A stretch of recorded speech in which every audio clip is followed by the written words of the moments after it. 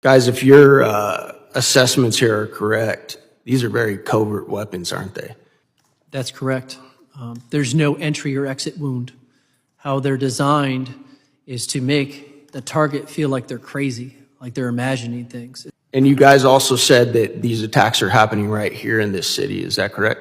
I mean, there have been some that have gone public with respect to Washington, D.C. I think it was Mr. Grozev said you spoke to a Russian agent who said that they believe that Americans are using these same weapons on them. Is that correct? That is correct. Might that have something to do with part of the CIA's motive to cover up the existence of this tech and these weapons? That is a very logical possibility. Thank you. Mr. Chairman, I yield back. The gentleman yields. The chair now recognizes the gentleman from New York, Mr. Goldman, for his round of questioning. Thank you, Mr. Chairman, and thank you to our witnesses for being here. Mr. Grozev, I want to follow up a little bit on the interactions you've had with Russian intelligence about these AHIs.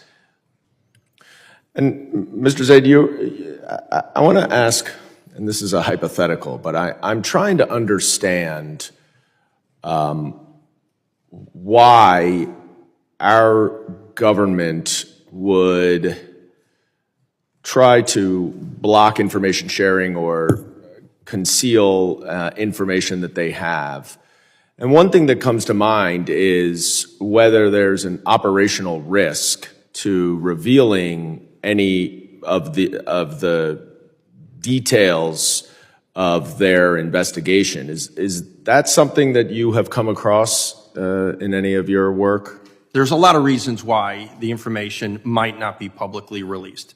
And I do think that's something we could address more in a classified environment to explain that. But there are understandable reasons why the U.S. government has not revealed much of what it knows. There's some long-term things that need to be done in terms of new acts. But in the short term, we need to do things like implement the original Havana Act. Yeah. DOD still hasn't done it. They still have not implemented the Havana Act. And we need a VA diagnostic code. Thanks to the VFW brothers and sisters that are here today and for your meeting earlier, we don't have a VA diagnostic code for the 500-some DOD survivors. Yeah. How are they going to get long-term care and disability without that?